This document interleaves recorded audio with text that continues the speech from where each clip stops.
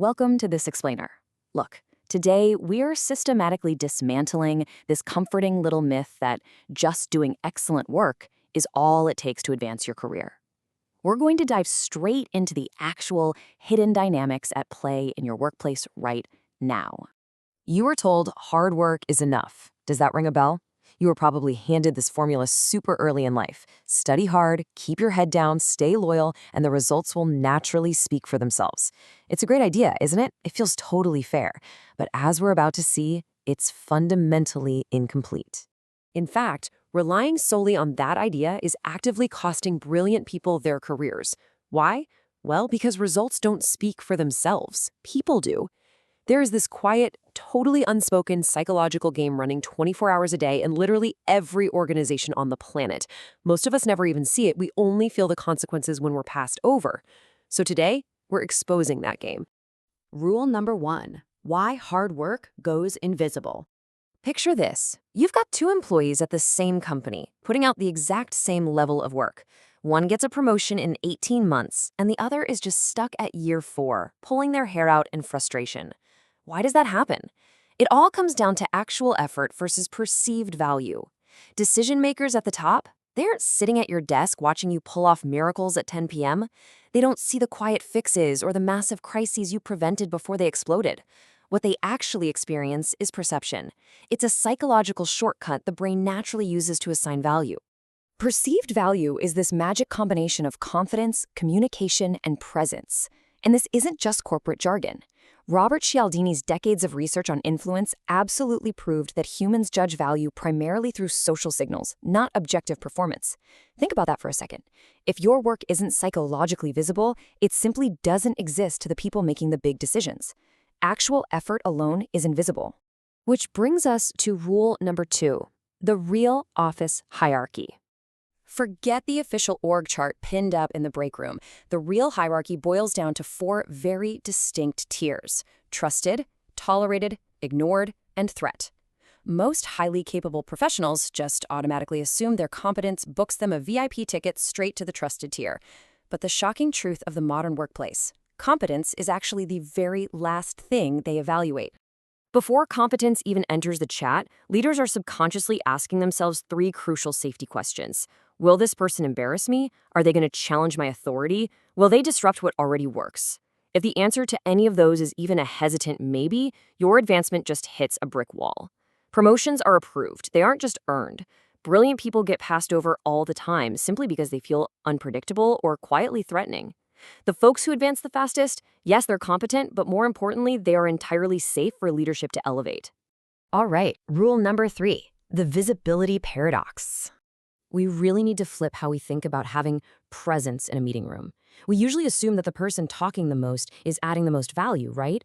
But the person constantly jumping in with updates and filling every single silence is actually just signaling anxiety and insecurity.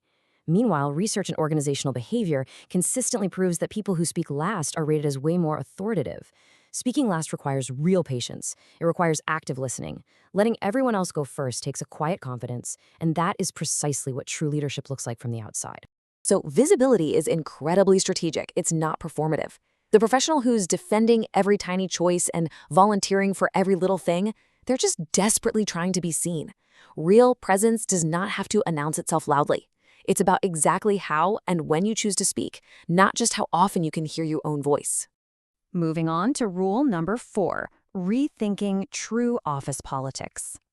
We have to address this because office politics is a phrase that highly skilled professionals wrongly dismiss as being totally beneath them. If we just strip away all the toxicity and the negativity for a second, office politics is literally just social awareness. It's simply the practice of understanding who trusts whom, who actually influences whom, and how decisions really get made behind closed doors. Refusing to engage with that doesn't make you morally superior. It just leaves you completely blind to how your own workplace functions.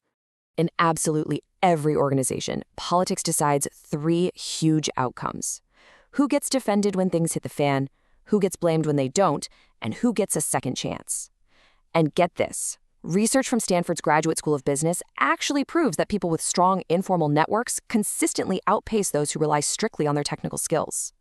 The person who totally refuses to play politics is often the smartest person in the building, yet they're the most consistently overlooked. Ignoring politics just doesn't exempt you from it.